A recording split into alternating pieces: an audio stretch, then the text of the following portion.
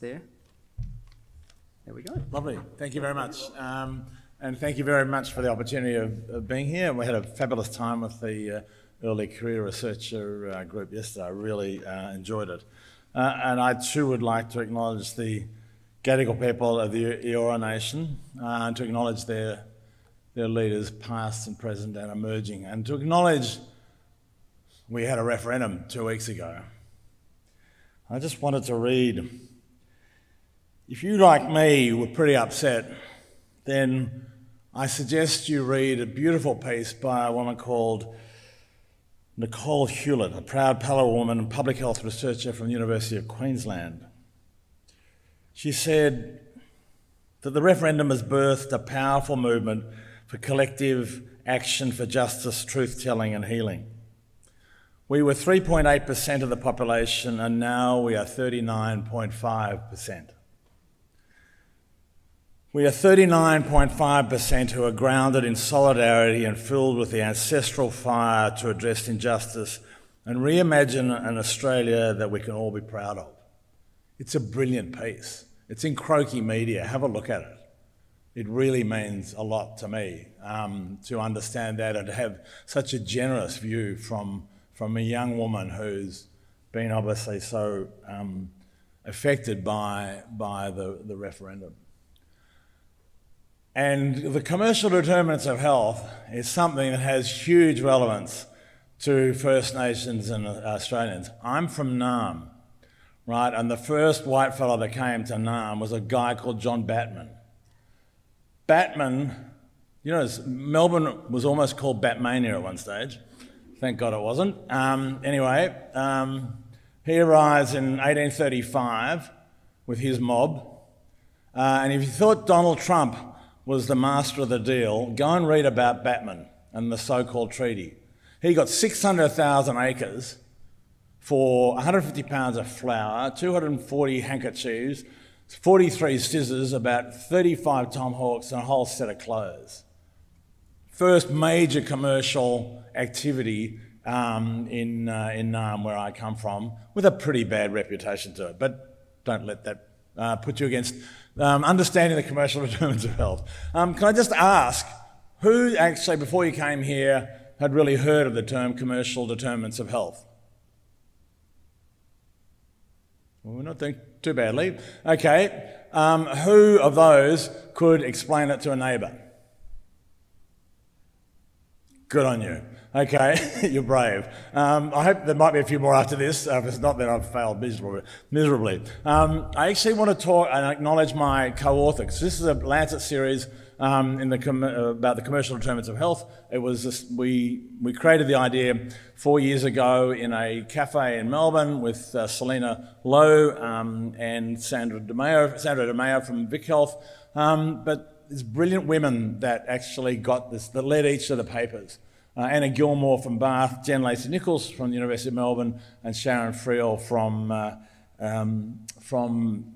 ANU. And we were talking about the imposter syndrome yesterday. Well, I led the series, Work Out Who the Imposter Was. And these are my co-authors as well, 15 nations, 6 continents. And as you know, it's always easy getting 33 type A individuals to agree on something. So I can tell you it was a wonderful challenge actually. But why did we write this? Why did we put this all together? Well, most of you will be familiar with this, I imagine, the social determinants of health.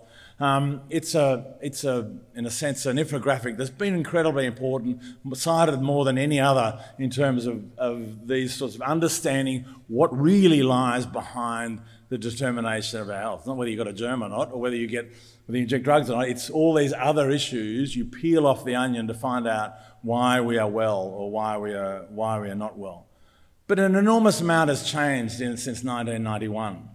And I guess I just have to sort of give you a word of, not a warning, but just to say, look, I am not anti-business, I am very much pro-health. And commerce has an incredible part to play in our health, but it's also, we're starting to see an incredible part it's playing in damaging our health and also damaging our planet. But just to recognise, you know, commercial actors are incredibly important, whether it's of what we eat, whether it's what goes on in our high street or what now we're creating in terms of renewable energy or how we create and clothe ourselves. But just to acknowledge the power of commerce for positive health. But there is escalating evidence of the harm to people and to the planet from an increasingly market-driven world and a so-called free market-driven world. And the scale of this is enormous. I mean, this is a pretty conservative estimate. A third of global deaths are related to 4 factors, being alcohol, tobacco, fossil fuels, and ultra-processed foods and beverages. But we're seeing this unsustainable push for the sales and expansion, and this is tipping the balance of power in favour of commercial profits over people and the planet. And what we've seen, particularly, and I'm watching this all the time, is the rapid growth in the size, power and influence of corporations, particularly in relation to nation states. So if you take the world's 100 largest economies, how many are corporations? Well, in 2017, it was 71. And it's been like this for quite a long time. Who's heard of Walmart? Okay. Walmart makes more money than Australia. ExxonMobil makes more money than Belgium or Mexico or Switzerland. So the power of these organisations at a national level, let alone, I work a lot in Malawi, Coca-Cola wants to walk into Malawi, who's going to stop them? Because the government isn't. Because its power, I mean, its amount of revenue is just minuscule compared to these huge corporations. And recently we've seen that governments really can't handle this size, power and influence. So 6 of the 7 national NCD policies with the lowest implementation rates, twice measured, are those that relate to tobacco, alcohol and unhealthy food. So that's where the power is. I mean, countries are trying to deal with this, trying to manage the whole NCD epidemics, but they literally can't. What we do need to do as researchers, there's fortunately a huge increase, I think, in this interest. You see there's a number of terms that are being used here, but the black line's showing actually the number of people starting to work in the commercial determinants of health. So any of you who'd like to work in that area, many of you are already by dint of what you are doing, I'd be really interested in talking with you. But it does say to us, why we need to have a common definition, agreed to definition, conceptualisation and understanding of the commercial determinants of health. So here's one that we came up with, as again trying to get 33 type A personalities to agree on 15 words. Not easy, but we got there. Systems, practices and pathways through which commercial actors drive health and equity. And so this is a neutral definition. It's not saying, it's recognised the power of commerce for good health and good planets, but it's also recognising the impact it can have on poor health and on inequity and equity. And I really take my hat off to Anna Gilmore and her team that put together the 3 key elements of this model. One is really around, let's understand the commercial sector, and I was particularly keen on trying to do this because it's not one area, it's incredibly heterogeneous. The second is really around trying to, in a similar way to the social determinants of health, understanding the commercial determinants of health. And the third is, what's underlying this? Is there a system that's going on now that we really do need to understand? So first of all, the commercial sector. So this is really looking at the practices that many large corporations in particular are doing. Let's look at marketing. This is the iconic marketing for Aussie kids. Have some Iron Man food that's absolutely chocker with sugar. And it even gets 4 stars on the rating, which shows how poor the Australian rating system is. But that's sort of emblematic of the fact that all of our children, and you as children have been, when you were children, have been marketed to in the sort of saturation levels. So if you're not all eating Nutrigrain, then there's no, it's not something wrong with you. But I'm not surprised if you do. Let's put it this way. What do they do in terms of science? They've created their own form of science. The International Life Sciences Institute, started by an ex-president of Coke. I mean, they literally have conferences that are parallel to the truth. So we're now into the post-truth version of science around these areas. Look at this, how a lobbyist from the corn syrup industry leaves a job and goes into the USDA and gets an ethics waiver to help with their dietary guidelines. So the notion of how you can distort science, it happens. Monsanto has, and I'll just quote, engaged in a systematic and deliberate campaign to attack any science that says their product, which is Roundup, is not safe, and to attack any scientist that has the courage to say something about this. Where's the money going in terms of tax evasion? All the money that's being, in a sense, avoided, that should be going to government coffers, it's not going there, it's going to their shareholders. So the governments miss out and citizens miss out, even though their services are being utilised in those countries. And a colleague of mine in Malawi has been working on this over a long period of time. The revolving door syndrome, very common in Australia. I mean, in Canada, you have to wait 5 years if you had a ministerial post or a government post, then to go and work in that area in the commercial sector. In Australia, it's something like 18 months. And it's Labor and Liberal either. Both Beasley and Pine have worked for the defence systems producers. So this is happening, and of course, there's no transparency about what is actually going on. In terms of what are their labour and employment practices, then again, so much of that is really damaging and is being done really quite poorly. DuPont. I mean, this is again supply chain and waste practices. DuPont used C8 in their Teflon in 1951. They discovered that it's toxic in humans in 1982. Samples in Ohio River in 1984 are 8 times normal. By 1989, they had many of their own employees with cancers and leukemias. Only in 2000 were toxic spills actually reported. They had a class action started there. It took 16 years for them to get $671 million in the class action. What happened to their share price? Well, the class action was only $671 million. It wasn't $1 billion. So their price went up by 1%. 3 weeks later, their share price went up by 4%. This is how a so-called free market works. And lastly, I mean, this is I cannot believe when CRA destroyed Juukan Gorge, but it was in National Reconciliation Week in 2000. Choice. Okay, determinants of health. So let's look at these. So really zoning in, again, just looking at levels 3, 2 and 1. So level 3 are these downstream sectoral policies, which we would call public health policies.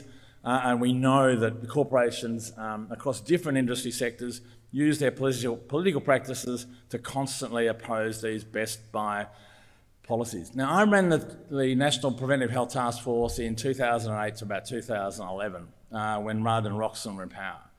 And I actually thought at the time that, you know, tobacco were persona non grata, but alcohol and food were actually allowed around the policy table, right? And I must admit at the time I thought, perhaps I was naive, but I thought, well, you know, they say they're part of the solution and they should therefore be there. Well, I've now watched them over 15 years oppose absolutely everything. Confuse, obfuscate, delay. It's classic tactics. They should not be, the alcohol firms should not be around the table of national policy, nor should the junk food producers either, but they still are. Going up to one level higher, they're sort of more upstream policies.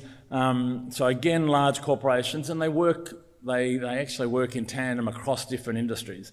because they're brought together often by their trade associations or by their common PR agencies or advertising agencies or media companies to establish these upstream policies where they actually advantage their interests. And they make it hard to pass public health or environmental policies. This is where they capture regulation. And this happened to us in Australia, where we said we really need to ban advertising to children on junk food. So what does the Australian Food and Grocery Council comes up? It comes up with a code of conduct, that they will not advertise or reduce advertising in children's viewing time. What's the problem there?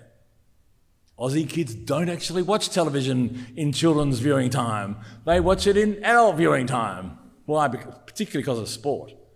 So that had absolutely no effect, but it captured the capacity of the government to actually introduce any effective regulation.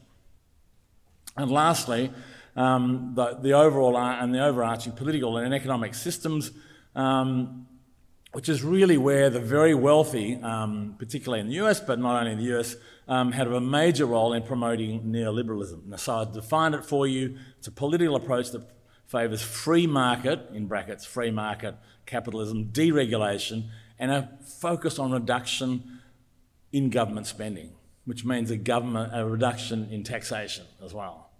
And that's the whole point, is we will not have services available because we have such small revenue.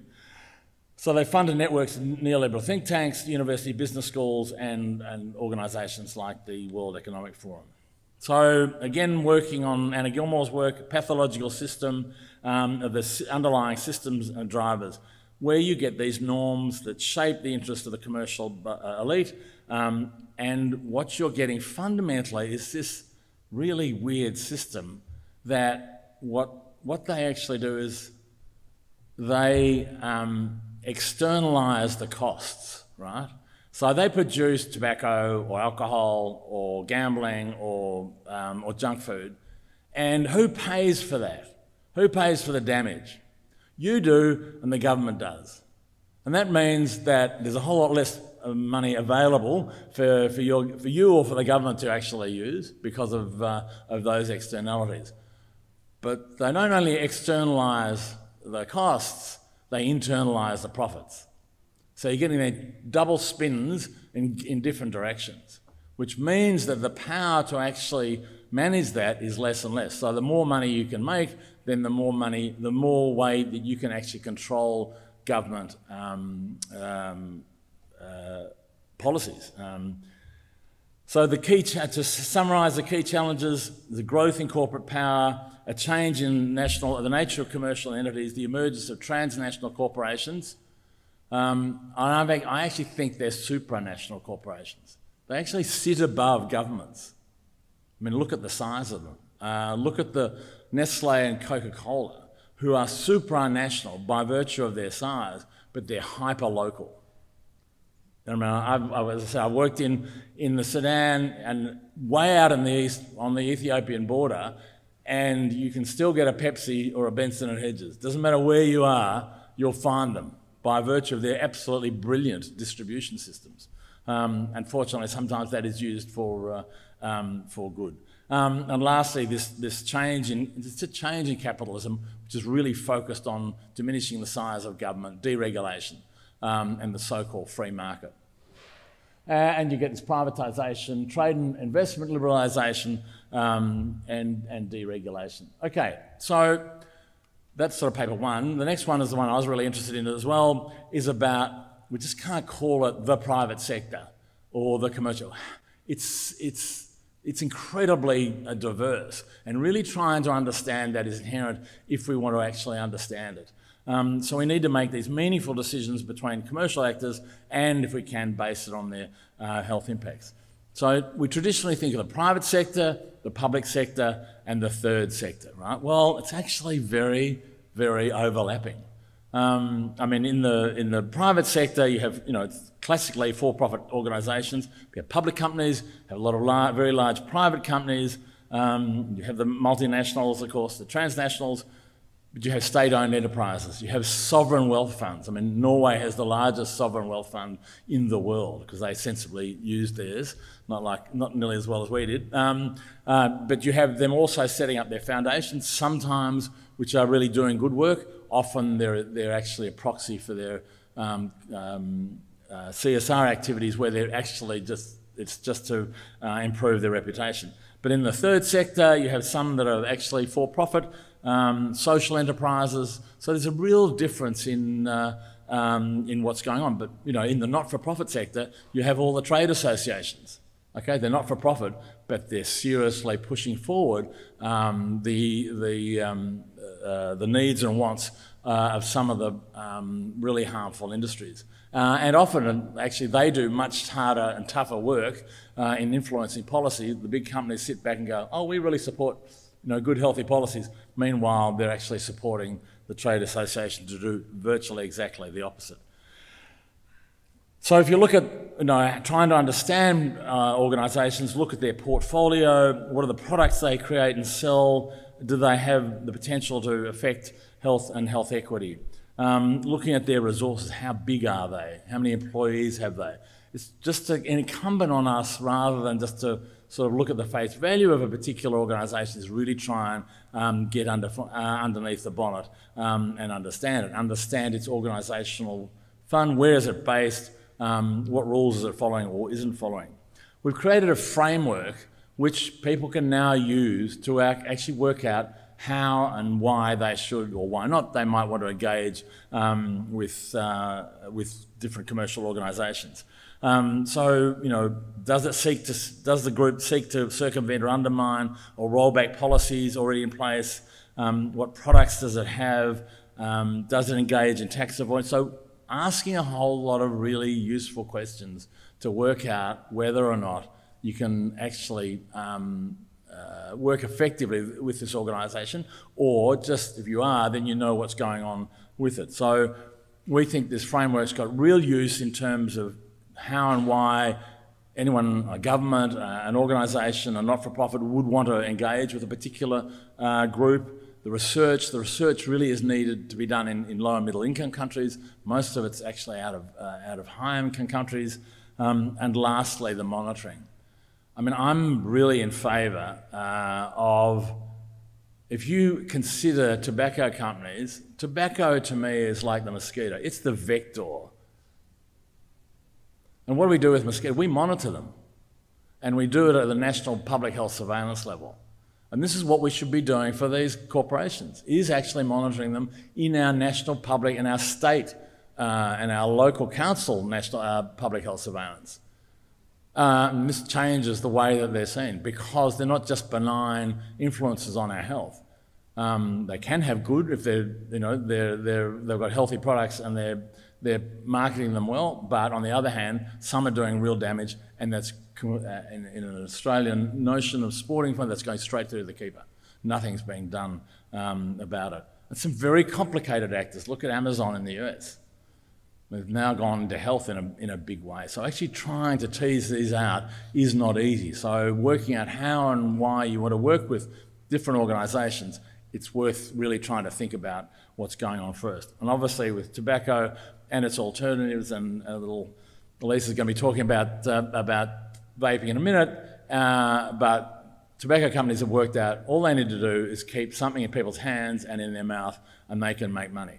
And if they actually make them work in sync, then that really works very well. So what can we do? And again, this is the work of Sharon Friel at ANU. It's really about rebalancing these huge asymmetries that exist to improve human and planetary health. And what can we do? State act at the sort of national level or international level is about getting and changing, again, big ask, progressive, and having progressive and economic political systems, and I'll come back to this in a minute, and more important, international frameworks, domestic policy and regulation, and like the Framework Convention on Tobacco Control. But again, it's really hard at the moment because of power internationally of some of the very large corporations. But there is real possibility for, and really good thinkers thinking about regenerative business models that do work differently. And they do work differently. And they still make money, that's the point. And obviously there's strategic mobilisation of civil society actors. There is no silver bullet, but there is a combination that we can actually do. Let's look at what's happening in Australia, just about rethinking political and economic systems. And if you read Jim Chalmers' view of the wellbeing budgets, and you've seen it happen in New Zealand, it'll be interesting to see whether that gets wound back or not. With the change in government, Vic Health has done brilliant work on a wellbeing economy approaches in Australia. So it's about narrating a different possibility and thinking about a different possibility. Governments can start the buyback. You've had such privatisation of many in Victoria now actually moving back to an energy system that's not purely privatised. Again, it's not who actually owns it, it's how well is it run, and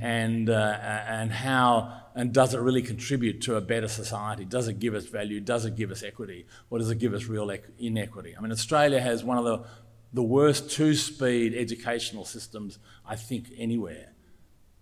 And I'm a product of the private mob, and I'm not particularly proud of it. But you watch it and watch how that has got more and more money over the last 50 years since I was at school, and the public system has got less and less, and that has determined our politics to a huge degree. And look what happened when we started to downsize government. Okay, so federal government loses a lot of places. It doesn't know what to do. It pays money. It pays for something at twice the rate, by the way, for an outside consultant, PwC, but also Deloitte.